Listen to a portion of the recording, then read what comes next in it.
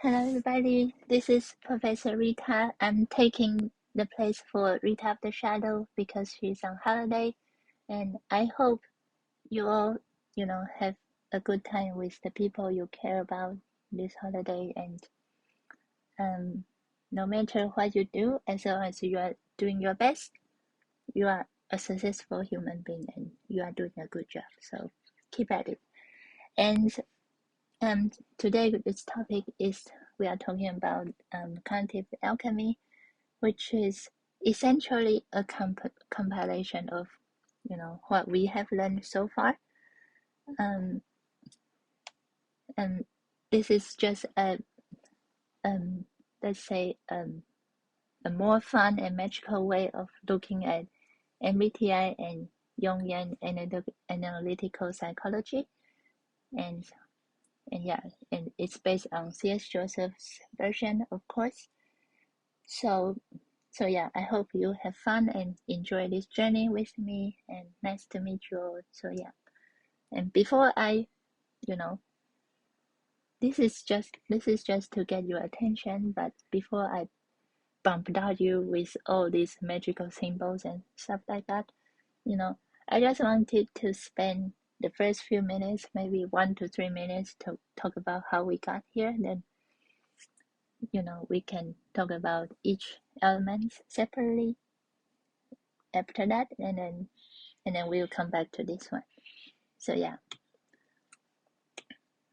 So the other Rita talked about, told you all about the leaf and petals, right? And later on we learned that, not only they are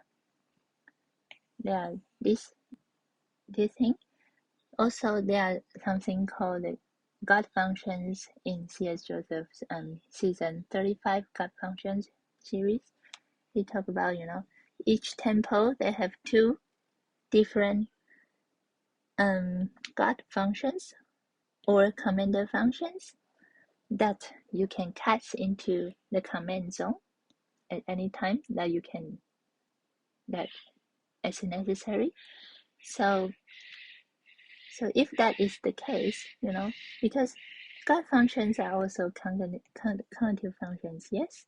So we were wondering if it's possible that they are also on axis with each other, and it turns out they were. So the mind.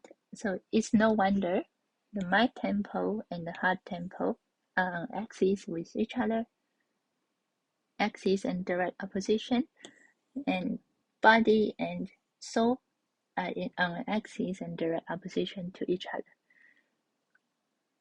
And it is also no wonder the mind tempo and the body tempo are sharing the same side,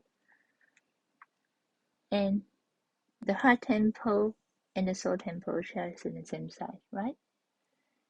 So that is interesting. And what else is interesting is this shape here.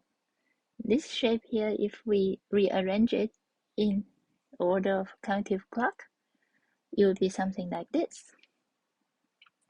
So a few iterations later, we come to this pattern.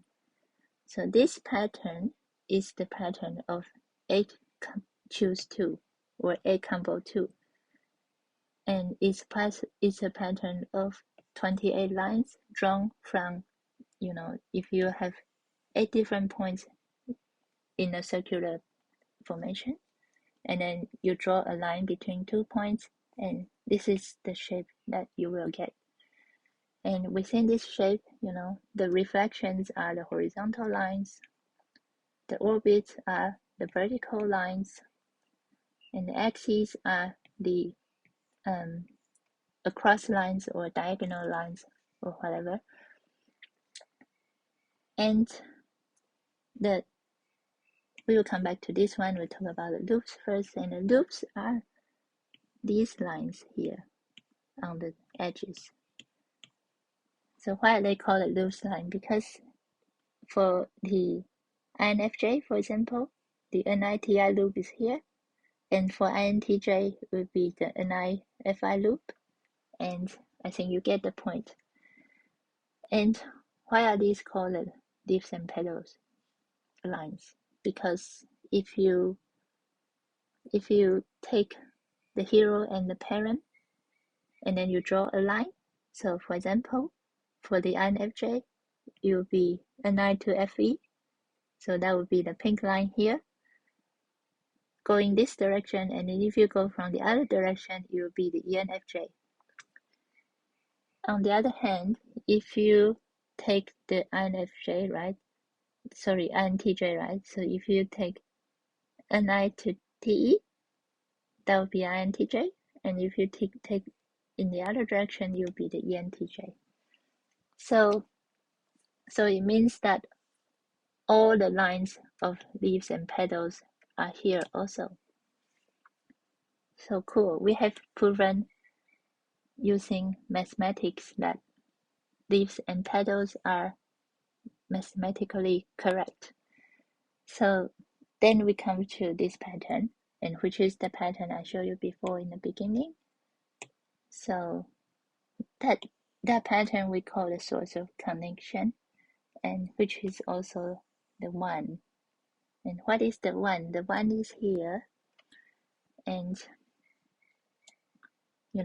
so we will be talking about in this order.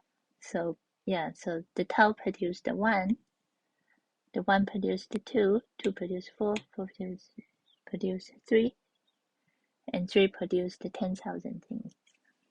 And we will try to represent them using the same model. So when the source divided, and yeah, the leaves and petals, and why are these two? Because these two are the basic pattern that includes all the 16 personality types. So yeah,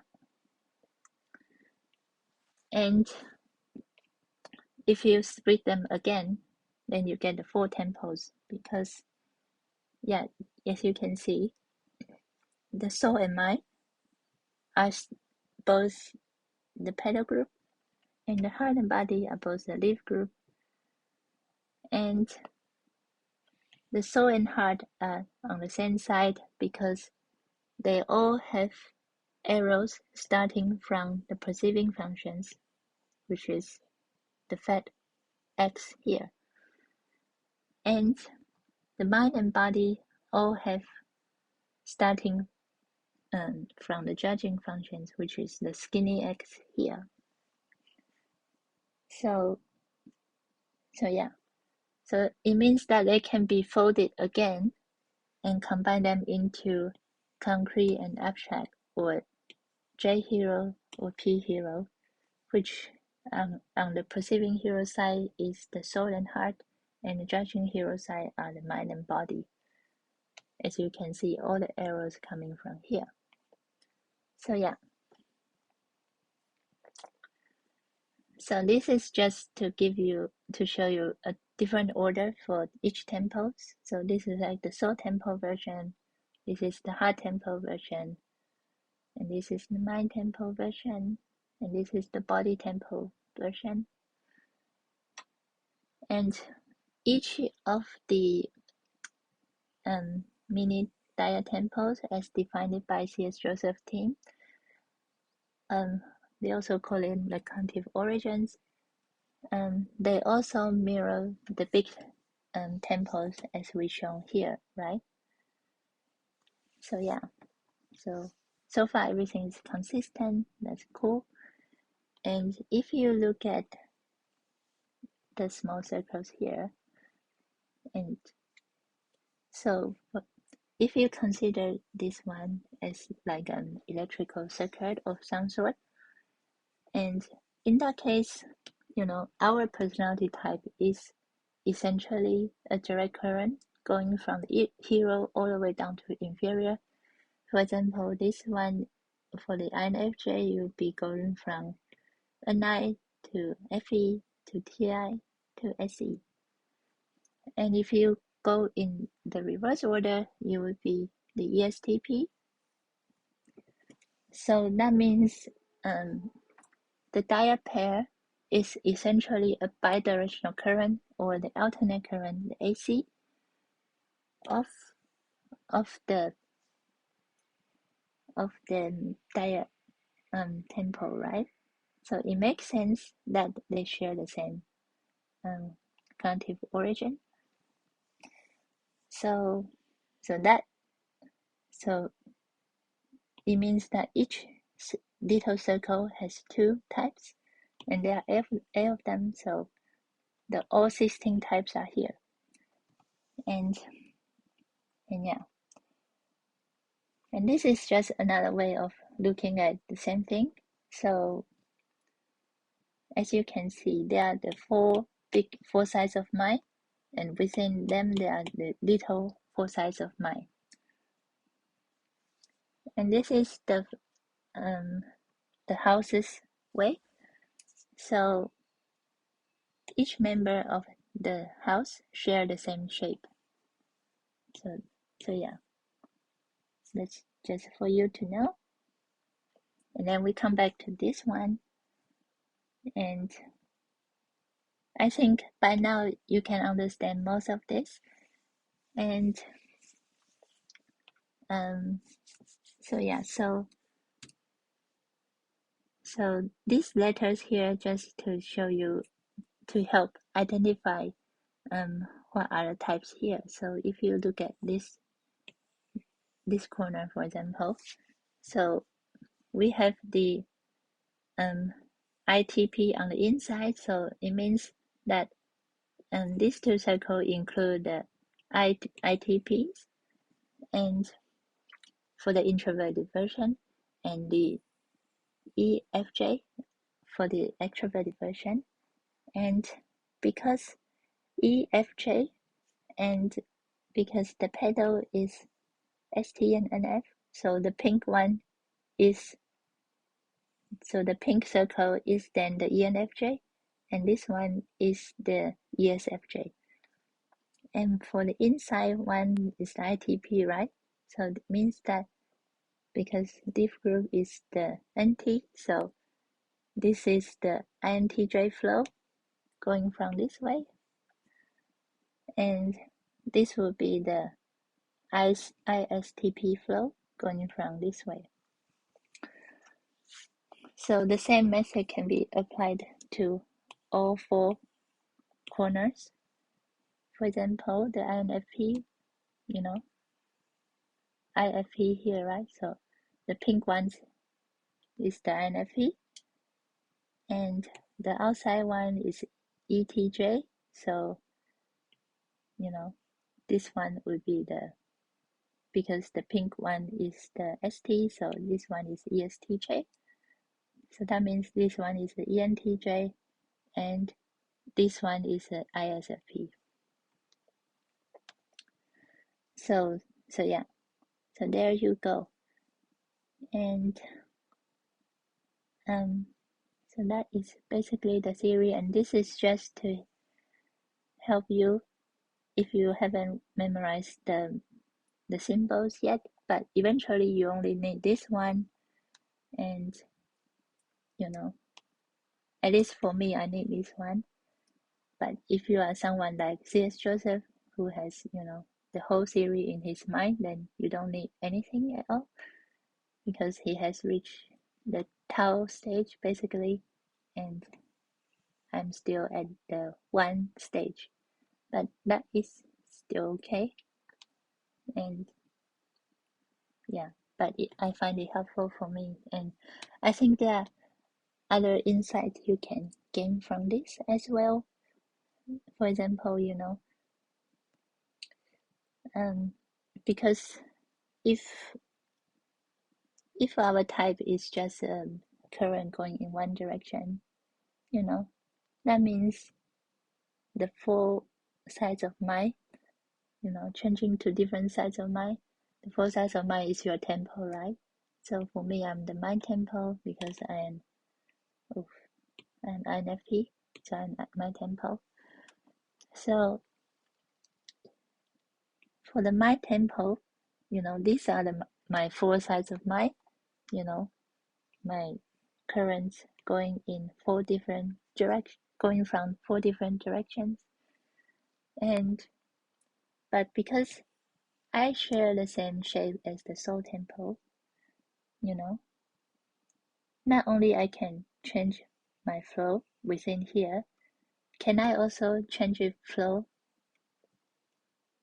to something like this, to basically become a soul temple with practice, because we share the same shape. So I think it's quite reasonable that this could be achieved in theory. I don't know. What do you think? And furthermore, if you can do this, then can you also do this? Because the body tempo have the same starting point as the mind tempo, right? Because we are both judging heroes. I mean, starting from judging heroes. Yes, yeah. It's only that, instead of going to these directions, we are going into these directions, for example. So I think it is also possible in theory. So once you have done number 1 and 2, then is it possible to come here as well? I think that is possible too in theory, because if you have unlocked these circuits and you have unlocked these circuits, then the next one would be try to unlock these circuits. Then you can, starting from the perceiving function like a soul tempo, but going in the pathway like a body tempo. So I'm saying that eventually we are all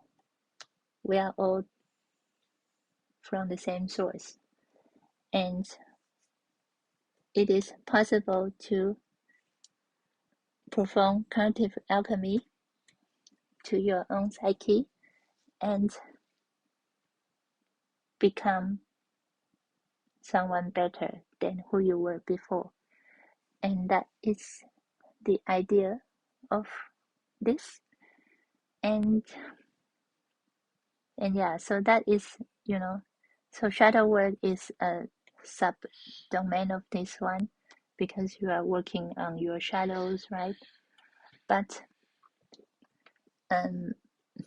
if you think of it this way, so if the ego is going in one direction only, then if in fact we contains all these circles within us, then isn't it also reasonable to think that all 16 personality types are within us? So there are all 15 types in our shadow, apart from, including our ego, that makes the 16. So it could mean that this thing is just another word for shadow work, basically. And that is just my opinion, of course. And so yeah, let me know if you have any feedback. And I guess that's all for now. Thank you for watching, and I hope you enjoyed it, and happy holidays. Bye.